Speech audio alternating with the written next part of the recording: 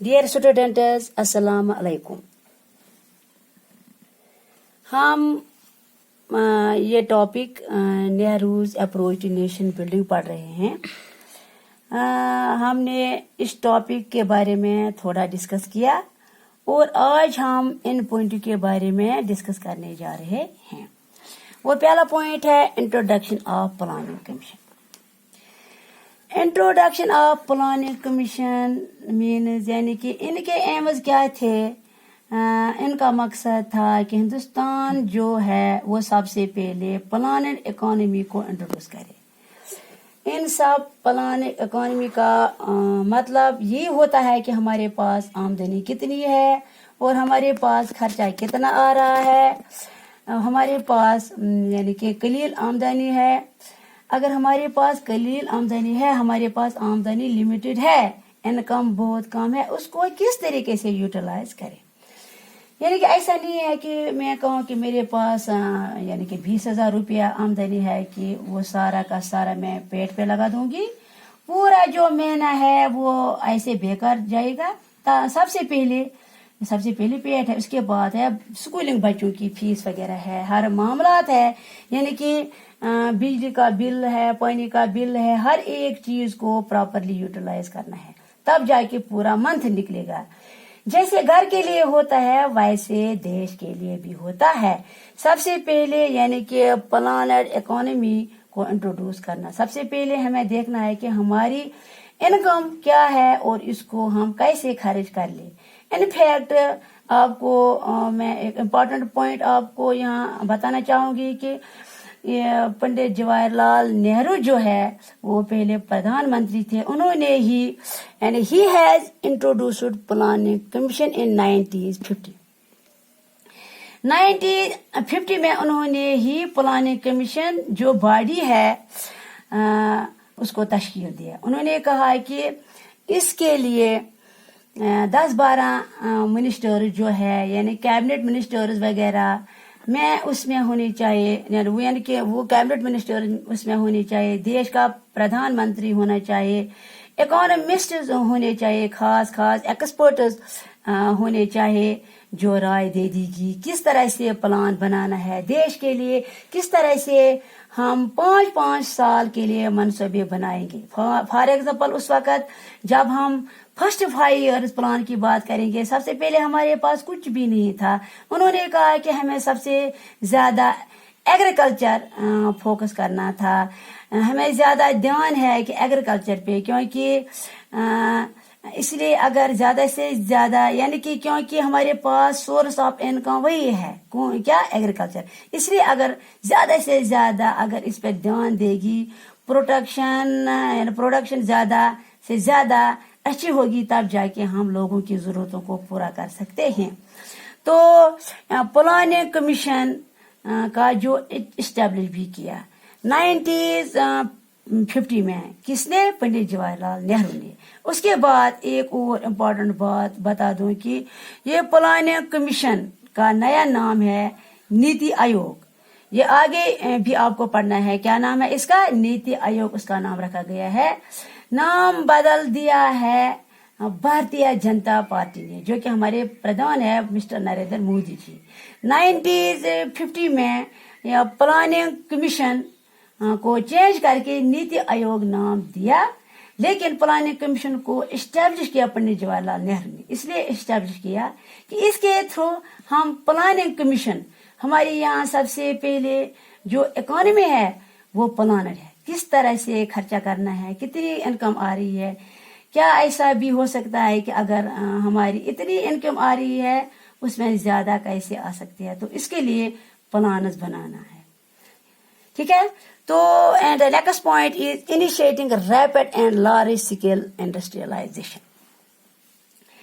क्योंकि Soviet Union की model of development देखिए बहुत ज्यादा मुतासिर हुए, इनका ख्वाब भी था कि हमें यहाँ ज्यादा से ज्यादा इंडस्ट्रियलाइजेशन इंट्रोड्यूस कर दिए, ज्यादा से ज्यादा बड़ी बड़ी इंडस्ट्रीज बनानी है। फॉर एग्जाम्पल अगर हमारे पास पहले रॉ मटेरियल था, उसको प्रोडक्ट बनाने के लिए हमें डेवलप्ड कंट्रीज से उन कंट्री से जिनका इंडस्ट्रियल सेक्टर काफी ज्यादा डेवलप्ड था।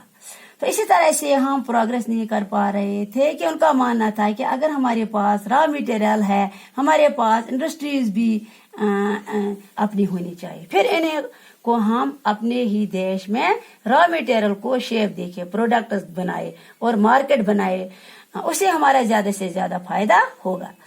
वन टाइम इन्वेस्टमेंट तो जरूर है, लेकिन फिर होल टाइम इन्वेस्टमेंट जो है हम हासिल कर सकते हैं। इसीलिए इसी तरह से जब हम सेकंड 5 इयर्स प्लान पढ़ते हैं तो उन्होंने पंडित जवाहरलाल नेहरू ने उस वक्त ज्यादा जोर दिया, ज्यादा ध्यान दिया। 1957 की मैं बात करूंगी जब सेकंड 5 इयर्स प्लान इंट्रोड्यूस किए गए। पहला 5 इयर्स प्लान इंट्रोड्यूस किया गया 1952 में। उसके बाद 1957 में जब सेकंड 5 इयर्स प्लान इंट्रोड्यूस किया गया, उसमें उन्होंने ज्यादा जोर दिया इंडस्ट्रियलाइजेशन पे। ज्यादा जोर किस पे दिया? इंडस्ट्रियलाइजेशन पे। यानी पहले पे जो ध्यान दिया वो था एग्रीकल्चर। 5 इयर्स प्लान जो पहले थे उसमें एग्रीकल्चर पे ज्यादा ध्यान दिया गया। जो सेकंड 5 इयर्स प्लान से उसको उन्होंने ले लिया कि हमें ज्यादा से ज्यादा इंडस्ट्रियल सेक्टर्स को डेवलप करना है। ये उनका ख्वाब भी था कि देश तब तरक्की करेगा जब हमारे पास इंडस्ट्रीज भी अपनी होंगे। तो then after there is development of science and technology. Development of science and technology, development of science and technology तो जरूरी है। तब तक हम प्रोग्रेस नहीं कर सकते हैं जब तक ना हम नए नए इन्वेंशंस को अपने देश में इंट्रोड्यूस कर ले और इनको अमलाएं। आज मैं आपसे बात कहूं कि हम कहते हैं कि हमारे देश यानी कि हमारे पास सेल फोन नहीं होने चाहिए, यानी कि हमें आईपी की मदद नहीं चाहिए। IP means internet protocol. लेकिन आप देखिए सारा का सारा जो है आज का निजाम वो कंप्यूटर थ्रू ही चलता है। इसलिए हमें टेक्नोलॉजी को इंट्रोड्यूस करना है, लेकिन आपको पूरे वर्ल्ड के साथ आगे चलना है। Then there is another thing strengthening of parliamentary democracy। यानी कि एक और ख्वाब भी उनका ये था कि देश तब तरक्की करेगा जब देश तब आगे बढ़ेगा जब हम ज्यादा से ज्यादा मजबूत बनाएं। किसको? पार्लियामेंट्री डेमोक्रेसी को। क्योंकि हिंदुस्तान में कौन सा टाइप डेमोक्रेसी है? There is parliamentary system of democracy. इसलिए है कि हमें 2 हेड्स होते हैं, head of real head and nominal head. You know executives are already accountable before legislature. हमारे जो मिनिस्टर्स होते हैं उनको जवाबदेही होती है पार्लियामेंट में, इनको जवाबदेही होती है पार्लियामेंट में। इसलिए हमने पार्लियामेंट्री सिस्टम को इंट्रोड्यूस किया। क्योंकि साथ साथ मैंने ये अकाउंटेबल रहे कि देयर इज अनदर थिंग, यानी कि उनका ख्वाब था कि ये सारी चीजें होने के साथ साथ यानी कि आइडियाज ऑफ सेकुलरिज्म यानी सेकुलरिज्म को अपनाएं। हर कोई धर्म जो है उसको आगे लेके चले, किसी के साथ किसी धर्म के मामले में इंटरफेयर ना करें, बल्कि हर धर्म के लोग जो है उनके साथ सेम ट्रीटमेंट हो, इक्वल ट्रीटमेंट हो।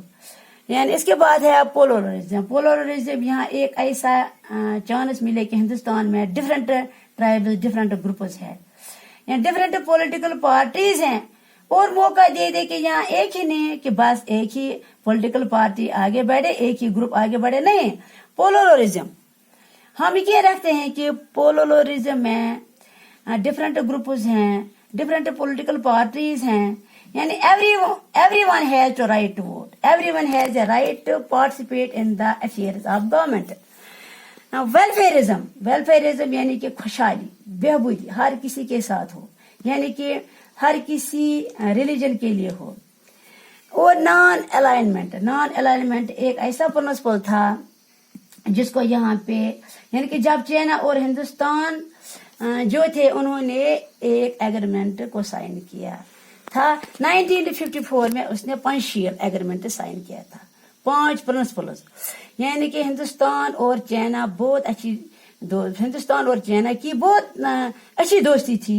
और 1954 में जब उन्होंने 5 प्रिंसिपल्स साइन किए तो उस वक्त उन्होंने भी कहा था कि नॉन अलाइनमेंट, यानी कि non alignment means when world was divided into 2 poles, USA and USSR.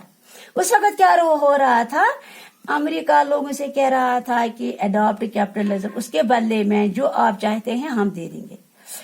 On the other hand, Soviet Union was compelled newly independent states come and join USSR. We will give you financial aid. We will assist you in every respect, but you should adopt socialism. अब कुछ country जो थे, the countries who neither joined USA nor they joined USSR, nor they adopted capitalism, neither they adopted socialism. The countries who remained aloof from this bloc politics, that was known as non-alignment movement. तो इस तरह से हिंदुस्तान ने कहा न तो हम Soviet union के साथ चलेंगे और न ही अमेरिका के साथ चलेंगे, हम न्यूट्रल रहेंगे दोनों के बीच में, क्योंकि देश की ये प्रॉब्लम थी। लेकिन उसके साथ साथ जब हम यानी विश्व को हम देखते हैं तो वर्ल्ड पॉलिटिक्स, उस वक्त वर्ल्ड पॉलिटिक्स हमारी आजादी के बाद ये थी कि पूरी दुनिया में 2 ही आइडियोलॉजीज थी, या तो सोशलिज्म अपनाना था या आपको कैपिटलिज्म एडॉप्ट करना था। लेकिन हिंदुस्तान ने कहा कि सोशलिज्म एडॉप्ट करूंगा तो यानी कि यूएसए जो है उनके दुश्मन हो जाएंगे, यूएसए की आइडियोलॉजी एडॉप्ट करेंगे तो यूएसएसआर के दुश्मन हो जाएंगे। तो उन्होंने नॉन अलाइनमेंट जो है वो राह इख्तियार कर ली कि ना हम इनके साथ रहेंगे तो ना हम इनके साथ रहेंगे, क्योंकि हमारा देश जो है बहुत परेशानी यानी कि चुनौतियों से आगे गुजर रहा है। हम अगर इस मतलब लॉ पॉलिटिक्स में पढ़ेंगे तो देश वैसा ही दिख रहा है। लेकिन सबसे पहले हमें देश की प्रोग्रेस, इसके लिए हमें कुछ प्रिंसिपल्स हमें अडॉप्ट करने हैं, यानी कि जैसे हम प्लानेट कमीशन है, यानी कि प्लानेट कमीशन है, यानी कि rapid and large scale industrialisation है, development of science and technology है, स्ट्रेंथनिंग ऑफ पार्लियामेंट्री डेमोक्रेसी है, यानी कि सोशलिज्म है, पोलरिज्म है, वेलफेयरिज्म है, नॉन अलाइनमेंट मूवमेंट है। तो इस तरह से इनका अप्रोच था कि ये चीजें अडॉप्ट करने हम देश को आगे ले जा सकते हैं। एक और इम्पोर्टेंट बात मैं आपको बता रही हूँ कि आजादी से पहले पंडित जवाहरलाल नेहरू का ख्वाब यही था कि Indian National Congress to adopt the socialism and secularism. अब लेकिन अब जब मैं देश की बात कर रही हूँ कि हिंदुस्तान में सोशलिज्म एंड सेकुलरिज्म जो है ये ऐसे 2 वर्ड्स हैं जो हमें कॉन्स्टिट्यूशन में पहले नहीं मिले, बल्कि हिंदुस्तान ने India adopted secularism and socialism very late under 42nd amendment in 1976। लेकिन बहुत लेट हमने इनको अडॉप्ट किया, क्योंकि इसलिए अडॉप्ट कर लिया है कि अगर पहले अडॉप्ट कर ले तो नॉन अलाइनमेंट मूवमेंट जिसके फाउंडर पंडित जवाहरलाल नेहरू थे, तब वो इस मूवमेंट के फाउंडर नहीं रहते हैं। तो इस तरह से लेकिन धीरे धीरे ख्वाब भी था कि सोशलिज्म और सेकुलरिज्म को अडॉप्ट करेंगे। फिर आगे उन्होंने प्रेम्बल में 76 अमेंडमेंट के तहत इन 2 आइडियालॉज को अडॉप्ट कर लिया। तो डियर स्टूडेंट्स, आज का हमारा ये टॉपिक कंप्लीट हो गया। ये नेहरू का क्या अप्रोच रहा नेशन बिल्डिंग में। तो डियर स्टूडेंट्स, आई होप आपके ये समझ में आया होगा। तो आज के लिए इतना ही। ओके, अल्लाह ने कहा।